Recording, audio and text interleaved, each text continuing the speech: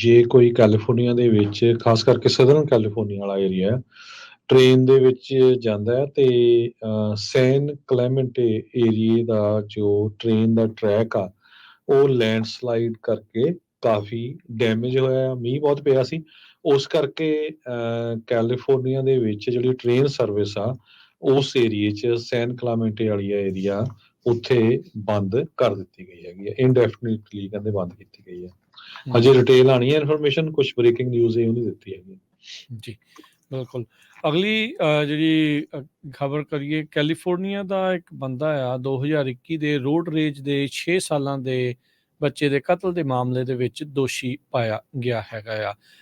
26 ਸਾਲਾ marks Anthony ਰਿਜ਼ ਇਸ ਨੂੰ ਸੈਕੰਡ ਡਿਗਰੀ ਮਰਡਰ ਦੇ ਚਾਰਜਸ ਦੇ ਵਿੱਚ ਦੋਸ਼ੀ ਪਾਇਆ ਗਿਆ ਆ। ਇਸ ਰੋਡ ਰੇਜ ਦੇ ਵਿੱਚ 6 ਸਾਲਾ ਏਡਨ ਲੀਓਸ ਨਾਂ ਦੇ ਬੱਚੇ ਦੀ ਜਿਹੜੀ ਉਹ ਮੌਤ ਹੋਈ ਸੀ 55 ਫਰੀਵੇ ਦੇ ਉੱਤੇ 2021 ਦੇ ਵਿੱਚ। ਅੱਜ ਬੀਤੇ ਵੈਡਨਸਡੇ ਨੂੰ ਇਹ ਜਿਹੜਾ ਵਰਡਿਕਟ ਆ, ਇਹ ਫੈਸਲਾ ਆ ਸੁਣਾਇਆ ਗਿਆ ਹੈ ਔਰੰਜ ਕਾਊਂਟੀ ਦੇ ਡਿਸਟ੍ਰਿਕਟ ਅਟਾਰਨੀ ਆਫਿਸ ਦੇ ਦੁਆਰਾ। ਐਰਿਜ਼ ਨੂੰ ਇਸ ਮਾਮਲੇ ਵਿੱਚ ਹੁਣ 40 ਸਾਲ ਦੀ ਜਿਹੜੀ ਸਜ਼ਾ ਆ ਉਹ ਹੋ ਸਕਦੀ ਆ।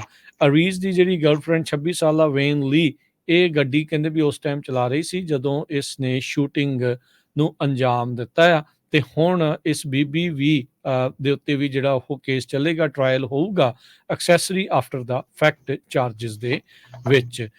ਏਡਨ ਕਹਿੰਦੇ ਵੀ ਆਪਣੀ ਬੂਸਟਰ ਸੀਟ ਦੇ ਵਿੱਚ ਬੈਠਾ ਸੀਗਾ ਜਦ 21 ਮਈ ਦੀ ਉਸ ਮੰਦਭਾਗੀ ਦਿਨ ਨੂੰ 2021 ਦੇ ਵਿੱਚ ਇਸ ਤੇ ਗੋਲੀ ਜਿਹੜੀ ਉਹ ਲੱਗੀ। ਇਸ ਦੀ ਮਾਂ ਜੋਐਨਾ ਕਲੂਨਨ ਕਿੰਡਰਗਾਰਟਨ ਤੋਂ ਇਸ ਨੂੰ ਡਰਾਈਵ ਕਰ ਰਹੀ ਸੀ। ਕਿੰਡਰਗਾਰਟਨ ਨੂੰ ਡਿਸਪਿਊਟ ਸਟਾਰਟ ਹੋਇਆ ਜਦੋਂ ਲੀ ਨੇ ਕੱਟ ਆਫ ਕੀਤਾ, ਉਸ ਨੂੰ ਅਚਾਨਕ ਬ੍ਰੇਕ ਮਾਰਨੀ ਪਈ, ਕਲੀਜਨ ਤੋਂ ਬਚਾਅ ਜਿਹੜਾ ਹੋ ਗਿਆ।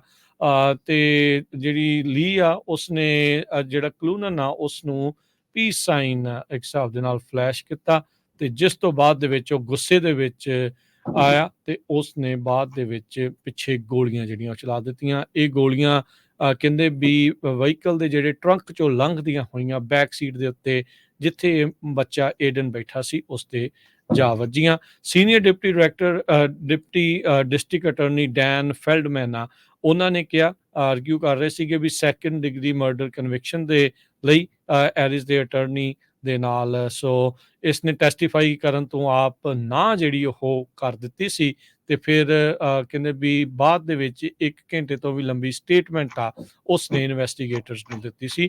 ਇਵੈਂਚੁਅਲੀ ਇਸ ਨੂੰ ਦੋਸ਼ੀ ਪਾਇਆ ਗਿਆ ਤੇ ਹੁਣ ਇਸ ਨੂੰ 40 ਸਾਲ ਦੀ ਸਜ਼ਾ ਹੋ ਸਕਦੀ ਆ। ਜਲਦ ਹੀ ਕਹਿੰਦੇ ਆ ਵੀ ਇਸ ਨੂੰ ਹੁਣ ਸਜ਼ਾ ਜਿਹੜੀ ਉਹ ਸੁਣਾਈ ਜਾਊਗੀ। ਦੋਸ਼ੀ ਅੱਜ ਪਾਇਆ ਜਾ ਚੁੱਕਾ।